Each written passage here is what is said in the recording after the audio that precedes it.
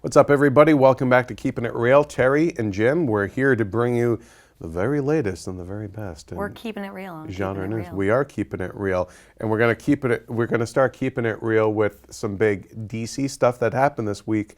There was a special on the other night on the CW, Dawn of the Justice League. And it's basically just DC kind of laying out their movie slate, DC and Warner Brothers.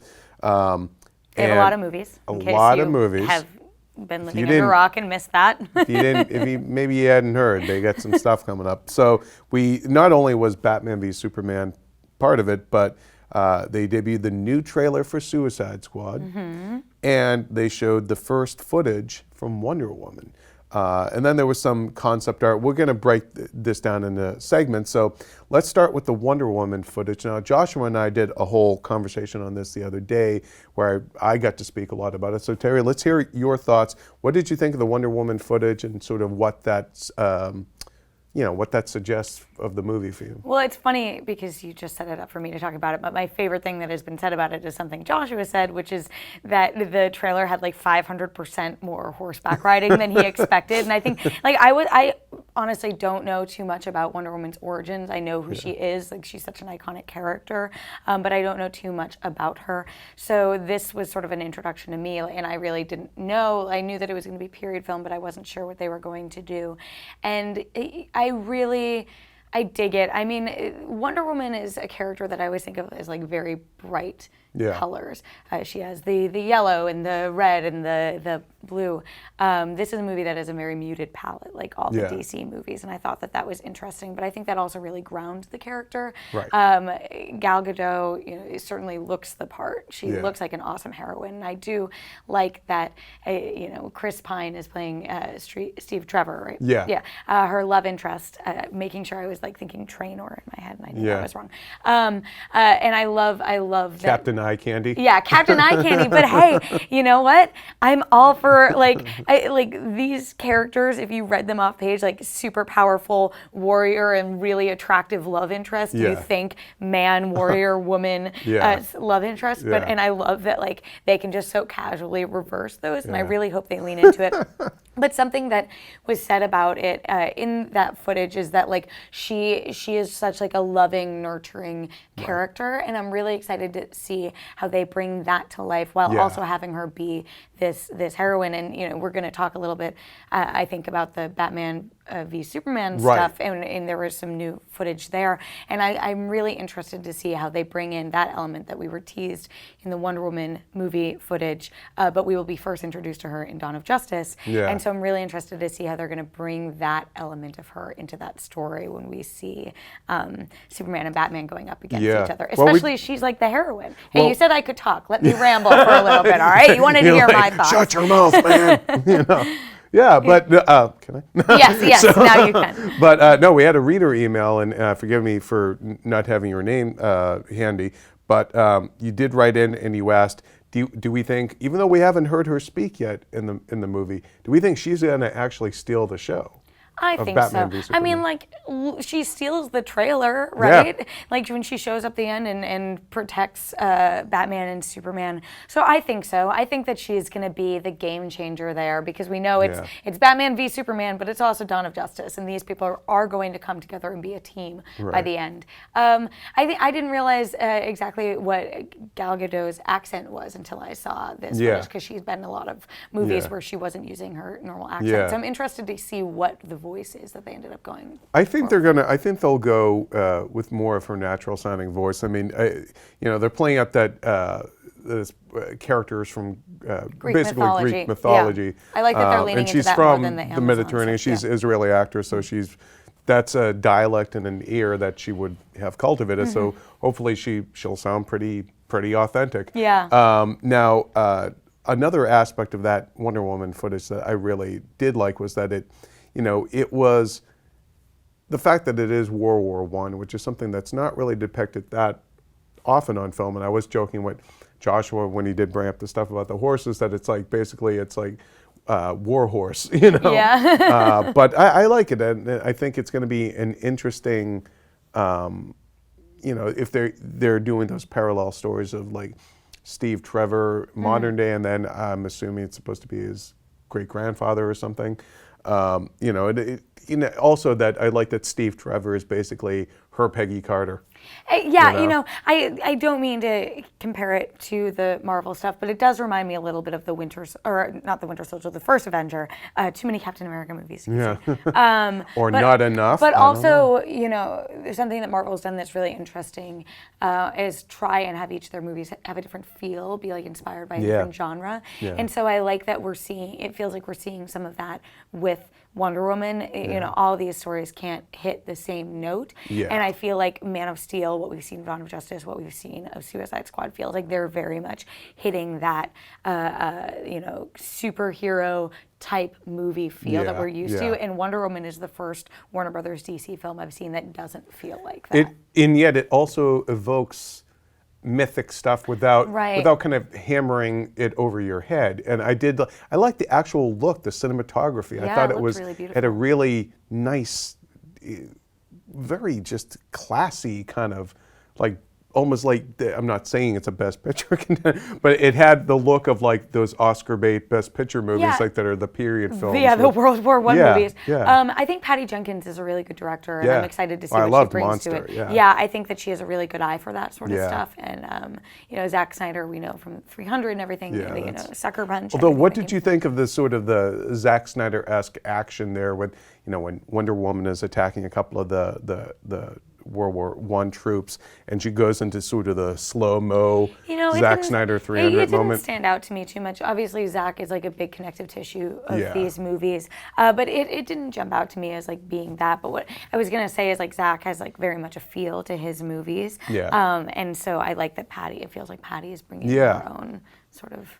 And I did like the little the sort of the nods to the secret identity where she puts on the glasses and she kind of like just giving herself a look and that her that kind of look and I wonder how if she's gonna do the kind of the Clark Kent classic Superman movie of doing a more docile kind of nerdy persona. The look kind of reminded me a little bit of Rachel Weisz in the Mummy movies. Mummy, yeah. You No, know? it's funny. I would like, you know, maybe it's for a different type of movie, but I would love like Wonder Woman and Superman comparing like fake eyeglass companies How and does like this make me look? disguises. Yeah. Because I think that's what's interesting, right? Like See, now if Marvel was making movies, they would do I know, that. that's you why I was Yeah. like a different type of movie. But it's true, like Wonder Woman and Superman are both characters that are superhero first, and their secret identity is that they are these, you know, whatever, the person they present to the public when they don't want to be their superhero.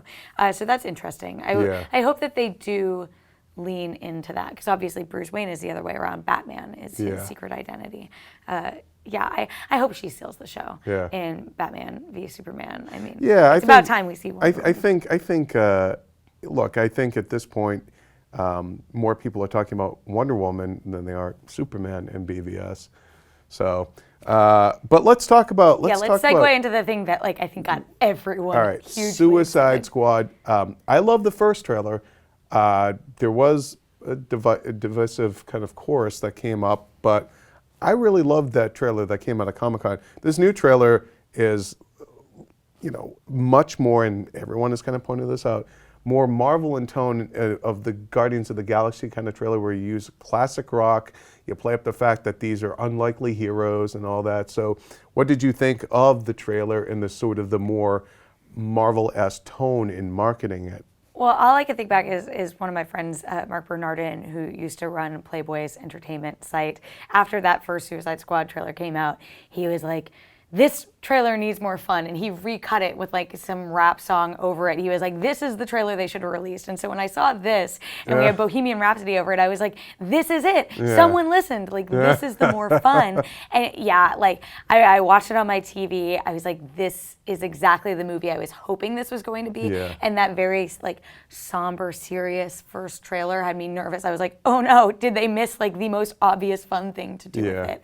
I really liked that they leaned into it. But something that I thought was interesting that came out of it, and we can't really say what the answer is, but a question I had and some other people in our office were like, who is the villain of this movie? And I think that's a really interesting, good question, because like it doesn't set it up at all. We know that this team getting together. Harley Quinn steals the show, and we know they're fighting something. But I like that it doesn't say, here are the villains turned heroes. Here's this bad guy. I'm glad that they're just letting it ride. The assumption is that it's a enchantress. Mm-hmm. We do see things in the trailer like a portal opening up and these kind of buggy looking dudes, and then and the guy in the train state creature, really, and all that crap. It's tough to even describe. Like they're like tendrils or tentacles or something. And then it does look like at another point in the trailer that some of the special forces soldiers that were with the Suicide Squad that we see get infected with something, because they get the bug eyes, to make a Ghostbusters reference. Sorry about the bug guys, Janine.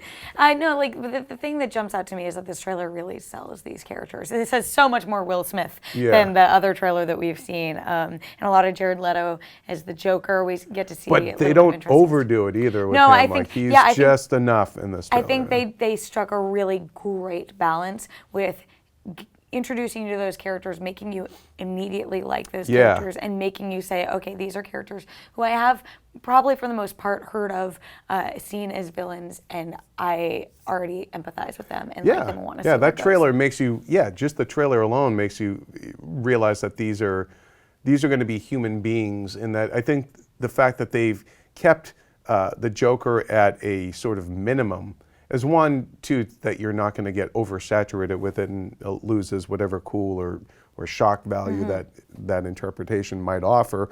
But it's also, it's not going to be the Joker movie with other characters. Right. That the Joker is an the Harley element. Quinn movie with other characters. Yeah, it really, I think Suicide Squad looks like obviously it's her origin. We see it played out in the trailers, but her arc seems like it's going to be the main mirror of like, can these bad people become good? And Margot Robbie can bad people do good things? Awesome in that role. She just seems like she just fun. owns it. I mean, to me, like, I feel like there's more positive buzz for Suicide Squad right now than there is for BVS, DOJ, or Bivis Dodge, as I've started abbreviating my Is that going to be your Star Wars name, Bivis Dodge? Yeah, I think so. Yeah. I'm really interested to see how those movies end up being received, because we're getting both of those in the not too distant future at this point. And I try not to too much judge anything that we're going to see, because you don't want to walk in with prejudices. But I think this trailer really sold me on. You walk in with pride, though. Yeah, I know.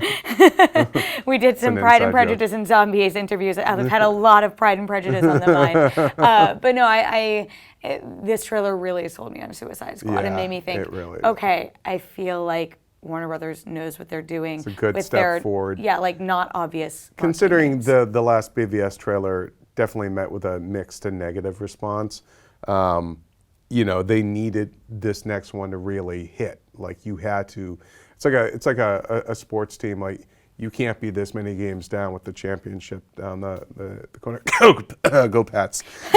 So, anyways, do you guys know that Jim likes Boston? I don't know. Apparently, I'm from there. Heard, I've maybe name checked that place a few times. So, anywho, on DC stuff, they also. They finally showed some of the conceptual art and sizzle reel kind of thing, not footage from the movies, but like proof of concept, basically footage that they did for San Diego Comic-Con last July. I was in Hall H, and they had 8 giant screens throughout Hall H, and it played throughout. Were you there too for it? I wasn't there for that presentation. And so they basically took all that stuff that went by really fast when you're in Hall H, and peppered in throughout in different segments on that DC film special. And so we had Ray Fisher talking about Cyborg.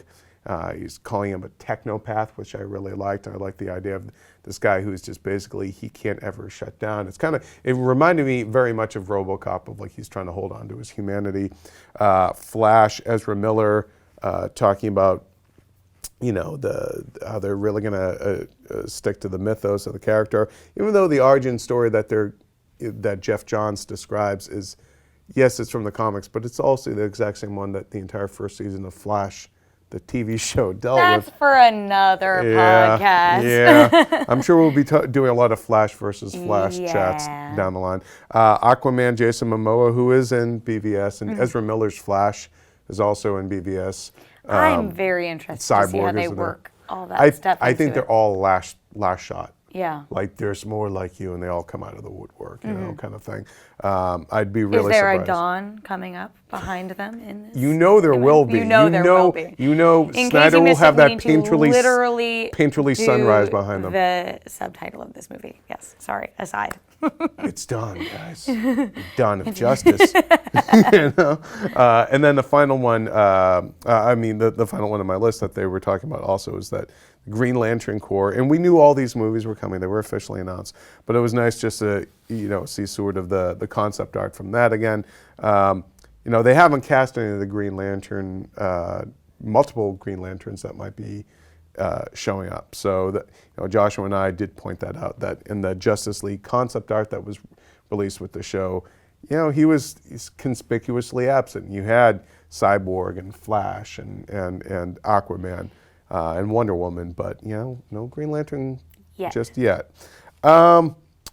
Any final thoughts on the DC movie slate for you? I've talked in past podcasts about sort of what that slate and how it looks, and or sort of like what I'm excited for. Which one of these kind of upcoming movies are you really most stoked on right now? It's Suicide Squad for sure. Even more than Wonder Woman. Even more than Wonder Woman. Wonder Woman, I reserve judgment for Dawn of Justice. It looks really cool so far, but of all of them, like Suicide Squad just seems like it gels with like what I enjoy going to the movies for. You know, I'm very much about that fun mashup, like really embracing the innate comic bookiness of it. I think that's one for me. How about for you? I think it's Suicide Squad still. I mean, it was BVS for a long time. I'm still more hopeful than not on that one. But yeah, that last trailer and some of the TV spots, it is self-serious to almost the point of camp at this point. But I think it's Suicide Squad. And the one thing I will say between some of the elements that Suicide Squad is introducing is that not only is the DC movie universe jumping right into doing essentially a team building, but Suicide Squad shows that they're also bringing in magic and otherworldly things right off the bat. I mean, we have Enchantress and then Katana with her Soul Taker sword. So they're all in right away. We're like, But it seems like it works, and I think that's the biggest thing. Yeah, maybe that was the best bet, was just, you know what? Go for it. Just all in. And it's as a man at the craps table once said to me, you can't play scared. You can't gamble scared. I feel like that is sort of the benefit of announcing their huge slate from the beginning. With Marvel, it was Iron Man, and then it was Incredible Hulk, and then slowly we were getting these bigger and bigger announcements. Right. DC is saying, hey, we're doing it from the start. They don't have to slowly introduce it. We know it's coming. Yeah. So, maybe it makes more sense to have that. Maybe we'll get even some of that in Beavis Dodge. Well, we want to hear your thoughts so far about Beavis Dodge, Suicide Squad, all the other DC announcements, and of course Wonder Woman. Let us know in the comments. Let's move on from all things Beavis Dodge and DC. Let's talk about some Star Wars stuff that dropped this week. Episode 8 is not opening up. May the 4th not be with you, apparently. Yeah. It is now going to open up instead December 15th, 2017. It's giving Rian Johnson more time to work on the script. Can I tell you, I kept forgetting that it was in May because it seemed so obvious to have it come out in December that I'm like, okay, good. Now my brain can just like resort to what it already assumed anyway. Right. Christmas is now going to just be Star Wars' month which makes sense. year. I mean, they made so much money this Christmas. To have Christmas really be the Star Wars event of the year makes sense. It is disappointing, though, that we have to wait so long. Yeah, perfect for Christmas. I think the number came out that in 2015, Star Wars merch made $700 million, which is in 1 year. Yeah, and so you take that and you take the $1.8 billion that it's made. Force Awakens is made at the box office, so that's $2.5 million, and remind ourselves that it cost Disney $4 billion to buy Lucasfilm. So with one movie, they're already more than halfway. And of course, they have to spend money on all sorts of stuff. But still, it's like... I mean... They made a good gamble. Yeah, Keep repeating it. I think, yeah, you're doing all right. And as bummed as I am that we do have to wait now 2 years instead of a year and a half to get episode 8, I'd rather have them take the time and make it awesome. Yeah. And you know what? I honestly wonder if part of it is that seeing the reaction to what worked in Force Awakens is making them reevaluate what they're doing in episode 8. And again, like, do that. Yeah. Don't make the movie like this. Make the movie you want to make. Obviously. No, make Terri's movie or go to hell. But I mean, like what was interesting about The Force Awakens is it was so much a movie for fans. So I think to take some of that input and say, listen, people were disappointed at the lack of Phasma. We really have to play her up. Like, we definitely need more Rey. Everyone connected with her. Even on the toy thing that and the merch, after the movie opened, sales of Rey products tripled. Again, that's a message that fans, male and female, have been saying, is that you can make more merch of your female characters. People will buy it. They want it, and it fell on deaf ears until it made a buttload of money. And so now hopefully this will open up the door for all other sorts of merch. I think the thing is, like, what happens the next time that there's a movie like this, right? Like, is it the same thing where toy manufacturers are told, don't put the female in, it's not going to sell, these are boys' toys? Or are they going to say, oh, hey, remember what happened with Rey? Yeah. Our female heroine will sell. So I think we'll see. Like, we've talked about that a lot before. I hope that the lesson is learned. Yeah. Let's see, also about episode 8, the rumor was, and I think it was Jeff Snyder, the Wrap was reporting it, that the script is being retooled because they want to play up the returning characters of Rey, Finn, and Poe, which means that some of the newer characters' roles are going to get diminished. So whether or not what that means for Benicio del Toro's villain, or perhaps Gugu Mbatha. See, I can nail that name. I can say Gugu Mbatha. I can say Adewale Kini-Agbaje. I can see Timur Bekmambetov. Do you want to just keep dropping the mic? Terri Skohorts. Yes. I can say that. Thank you. You're the only person who's Bivis ever pronounced Dodge. my name. Yeah, in Bivis Exactly. Dodge. So we have all that stuff going on with Star Wars. What if they are diminishing the roles of new characters who were, like, you come out of episode 8, you're like, I want to see more of that. Like, well, what that's if there's why the you next get Phasma? episode 9. That's right. We are never going to need to worry about whether or not we're going to have enough Star Wars. It's coming out They'll forever. just get their own spinoff, I'm sure, at some point. Rogue One, there was also a rumor, I think it was Birth Movie's Death, said that Christopher McQuarrie was coming in to, quote, save the script or whatever. And I'm kind of like, well, here's the thing, though, with Rogue One. You heard it here first. We're kind of like, well. Yeah, I mean, I'm just like, look, the problem with Rogue One is more of a conceptual thing, which is, how that story ends. Yeah, we were talking about that a little earlier today. I mean, yes and no. Like, we've seen things like that work before, where it's like, how is this going to work? And it does.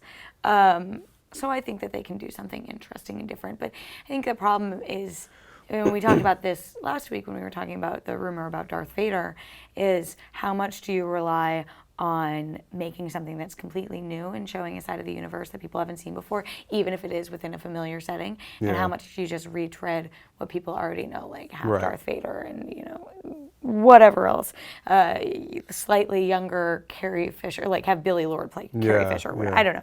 That's a terrible idea. Please scratch that from the record. Clearly, she's already in canon now. I know. So. But yeah, I mean, I hope that they're just doing something that is new.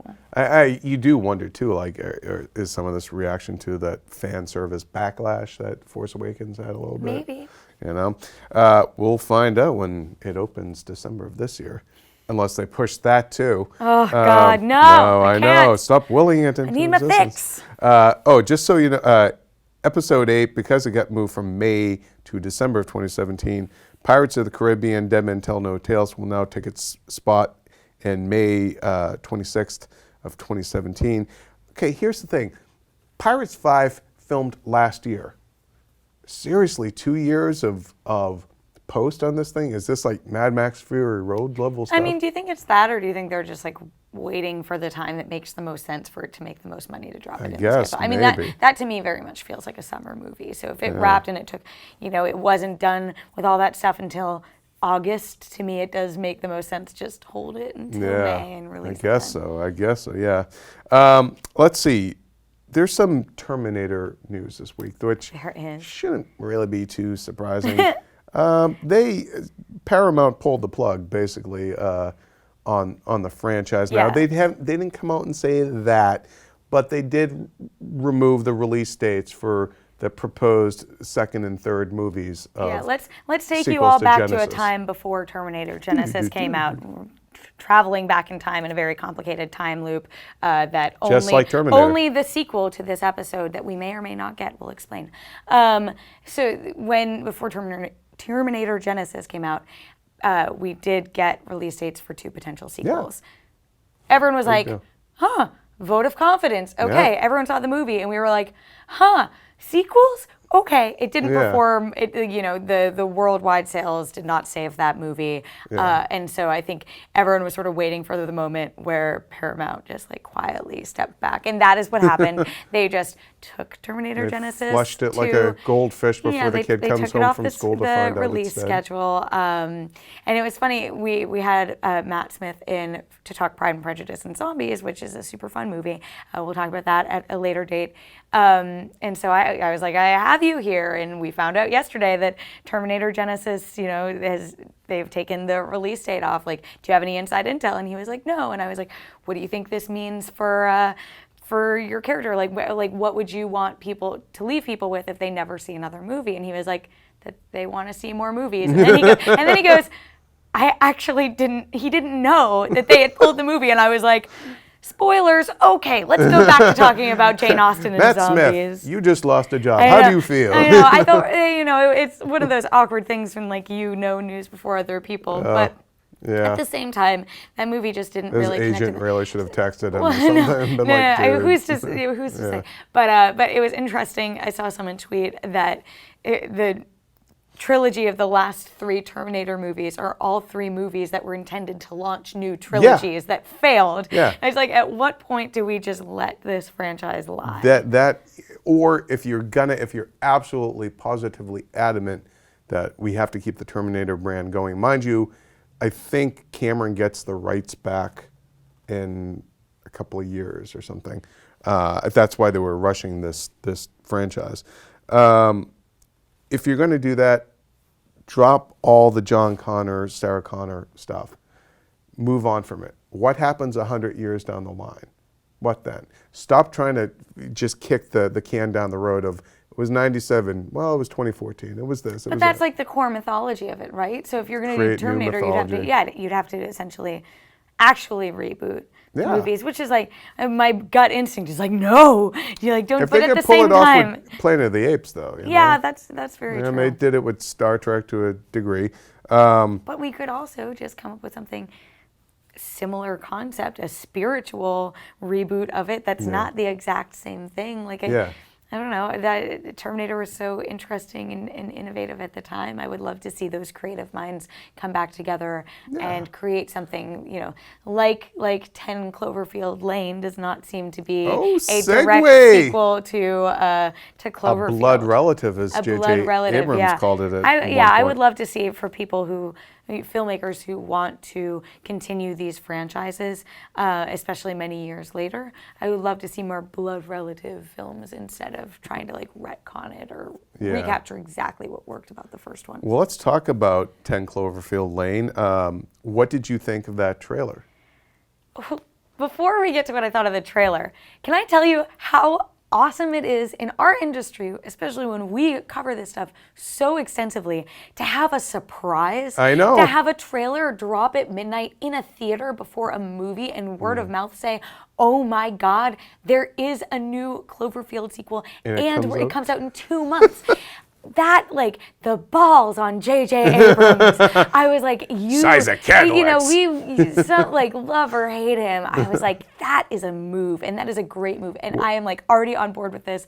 I didn't even have to see the trailer, and I was like, I love that you have been able to do that. Though. That being said, the trailer's really cool. Yeah. John Goodman is in it. Yeah. Like Mary Elizabeth Winstead, who I really like her, and our producer and I were kind of chit-chatting that I think the day before that trailer dropped, like, where's she kind of been? And she's doing TV stuff, and then boom, this happened. Yeah. Now, there were some rumors or scuttlebutt that this was a movie made as just like another type of thriller, and that they're just slapping the Cloverfield name on there to make people want to go see it.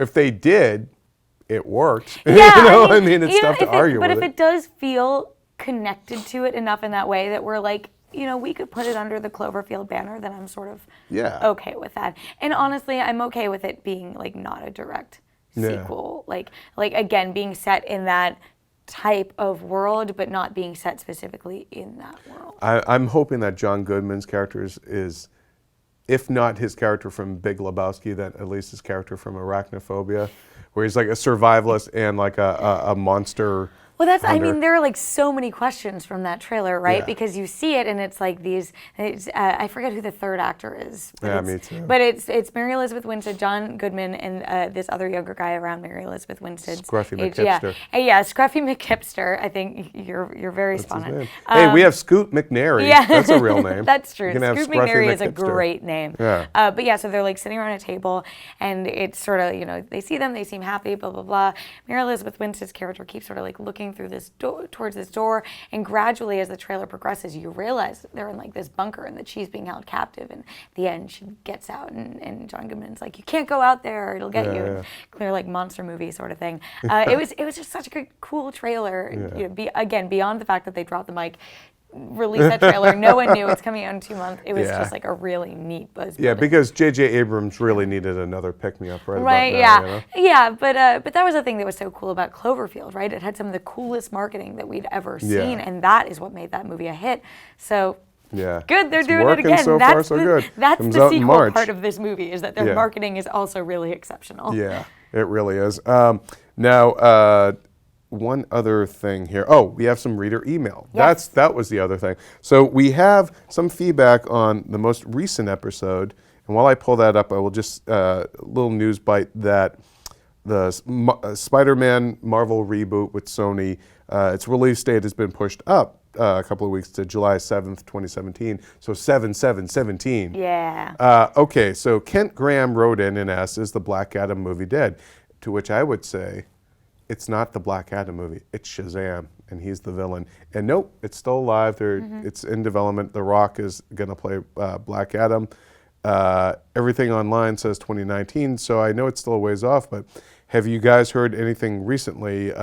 No, I haven't. However, check out our colleagues at the Superhero Show. It's IGN UK's great, it drops Saturday mornings Pacific time, and they did a recent episode on actors who should play Shazam, and plus readers' thoughts on who should play Shazam. So check that out. And also, I will say to that, as promotion for Beavis Dodge gets underway, I'm going to make you laugh every time I say that. I think we're going to find out more about those other movies. Really, I think part of the reason that we maybe haven't heard stuff is because people haven't had a chance to check back in with Zack Snyder and Jeff Johns and all them. But yeah, especially as this movie sets up so much of what is ahead. It is the dawn of the Justice League, after all. Isn't it I bet that we will get some answers about some of those later movies. The guy who had asked us earlier about do we think she's going to steal, Wonder Woman will steal BVS, his name is Rashad Hardrick. So Rashad, thank you for that question.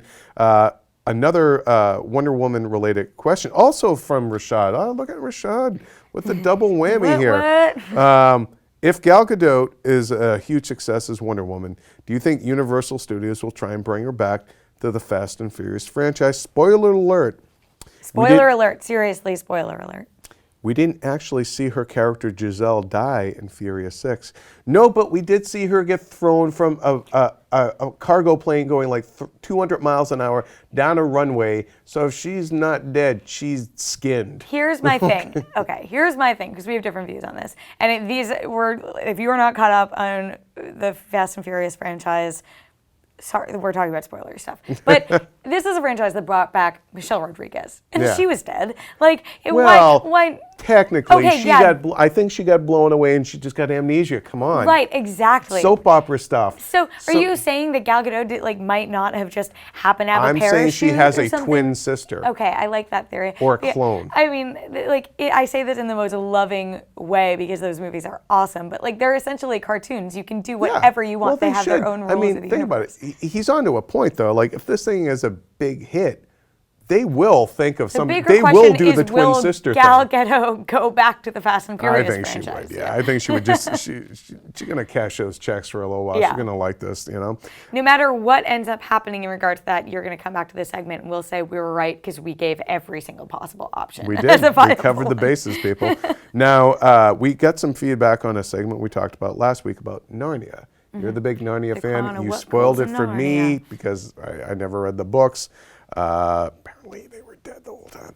I don't know. I still haven't managed to explain to Jim the deal with the last battle. I don't get it. I really don't. So Jared writes in, I do agree with Terri a bit that if Narnia is going to continue with a reboot, Silverchair is an okay place to do it.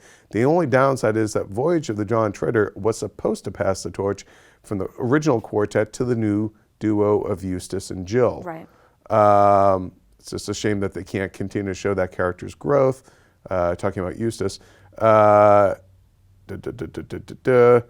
remaining stories, The Magician's Nephew, The Horse and His Boy, by far the best book in the series in the last battle. He thinks that Prince Caspian was able to do a much more believable job of building that world in that movie. So he also thinks they at least need to keep the voice of Liam Neeson as Aslan, but that The Magician's Nephew in the last battle would be extremely hard to transform into a movie. They're very bogged down with imagery and allegory. Yeah, I mean, I agree with that. Was there a question in there, or are we just talking about it? Because I'm down to talk about it. Look, let's just talk about it. The man took time to send us his thoughts. Yes, well, I think the thing about The Magician's Nephew is that it is, yes, I agree that they have a lot of imagery and allegory in them, but that is like the birth of Narnia, right? So that's how you sell that movie. The Last Battle, I don't know how you adapt that book without having gone back and done all of them, because it really is bringing all those characters together. Peter Jackson to do it. He can totally do that. He'll do it over 3 movies, exactly what we need. But yeah, I think that one is hard to do. But I actually think The Horse and His Boy is the hardest because it's relatively standalone. It doesn't have any the familiar characters in it, and it's called The Horse and His Boy. That doesn't automatically inspire you to think the line the Chronicles of Narnia. That sounds like the kind of thing that goes right to your spam filter. Right. So I mean, who knows? Maybe this reboot that they're in very early stages on blows the lid off. Everyone freaks out. It's the best thing ever. Yeah. But yeah, I think they're gonna have.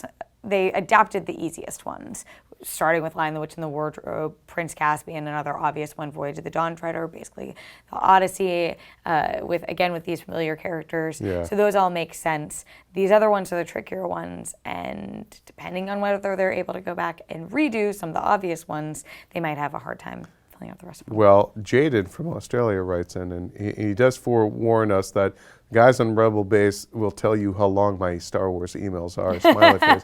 Anyway, I just wanted to say that for now. Oh, and also I was halfway through The Last Battle, Narnia, but I was demotivated from reading. But now I have to go and read it to understand what you said, LOL. So thanks for getting me interested again. You're welcome, Jaded. I need to go back and reread it again, knowing that it's all about Jesus, because I think it will make a lot more sense in Christianity. Drew Perry writes in regards to your conversation about Narnia. Oh my God, this guy from Boston talking about Chronicles of Narnia. I personally feel they should leave well enough alone for another 10 years till we're even farther away from the first attempt at big screen adaptations. He grew up with the books. His dad was reading them. And to see the second two films be such terrible adaptations, also just plain bad movies, was incredibly disheartening. Yeah, what do you think? Do they need to really wait even longer and just kind of completely reintroduce it? I think that if they bring it back now, it's at a time where that's not where a lot of people's heads are at, and I again, unless they like do such a phenomenal job with it that everyone can't ignore it, I don't see it making a lot of waves. What is interesting, so there's this show on Sci-Fi called The Magicians that is debuting soon. I think the 22nd. The first episode is online already, and it's an adaptation of this guy Lev Grossman's book that was very much inspired, it feels in some way, by the Chronicles of Narnia. Oh, wow. And I've seen the first 2 episodes. It's really good, and I almost feel like once we get to the point, again, in a few years, where like fantasy on TV has clicked more than Game of Thrones, like stuff like the Shannara Chronicles and Magicians or whatever, like they figured out how to make that work. Right. It could be a really cool TV series. Yeah. And again, like each season be one book, have them sort of be like event series, like Fargo or something, right, where they're all interconnected in their own way. Yeah, I think that would be a really cool way to do it. And I think that if people find out they're doing the Chronicles of Narnia for television, there might be a new interest instead of it being like, oh, they're just doing another attempt at the big screen. Yeah. Just in closing, we have there's some movies opening up this week, including The Fifth Wave, which I saw the other day. It's okay. It's in terms of your sci-fi, YA kind of stabs at that stuff. I liked it better than the Divergent movie, but it definitely felt kind of paint by numbers to me in a lot of ways. Like just conceptually as a story, like there were things right out of like Ender's Game. There's stuff from basically Hunger Games. It just. I don't know. Are you saying I wonder that some YA adaptations or films just are derivative? Ooh, I just game changer. Look, I'm just saying. I'm pointing out that the worm is turned here, and that I don't know. I just feel like the YA stuff is just played out, and I don't really get a sense that there's a huge audience waiting for this movie. But I could be wrong. Mm-hmm. We'll find out. Right Along 2 dethroned Force Awakens last weekend, and it's probably going to stay #1 still this weekend. So yeah, I mean, it's just, to me, it's just interesting why the YA stuff is still, I guess it's a branded property, and they'll just keep trying at it. Mortal Instruments, bombed at the box office, and now they have a TV series of it, Shadowhunters, right? Yeah, I've only seen the first episode. It was freaking terrible. Oh, sorry. I don't know. I've seen some people like it. I haven't watched any more than that. I don't want to go back. It was just, yeah.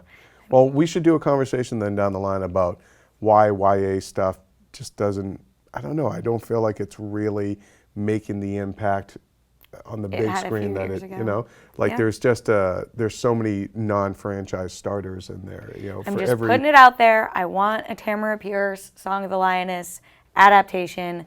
We're looking too much at like the recent YA stuff to adapt. Let's go back to the 80s. I don't think that there's like, hey, sorry, that was an aside. Chronicles are on. The Shannara Chronicles are on. I just love Tamara Pierce. I wrote a whole article about fantasy adaptations that I want to see as an excuse to write about people adapting that because I love it. That's one of the joys of this job, right? Please, if anyone knows what I'm talking about with Tamara Pierce, the Song of the Lioness, send in, tweet at me something because I freaking love that. Tweet at her at Terri_Schwartz. At Jim Vavida. You can send us your reader email send us reader email at keepingitreal@ign.com. That'll do it for this week's show. For all things movies, you keep it here on IGN.